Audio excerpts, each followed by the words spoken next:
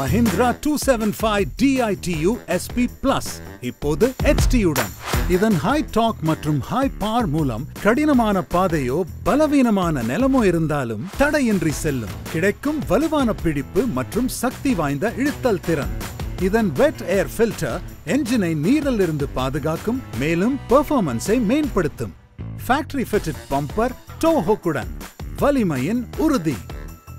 இந்த வரிசையில் சிறந்த மைலேஜ், லாபத்தை அதிகரிக்கும் உறுதி.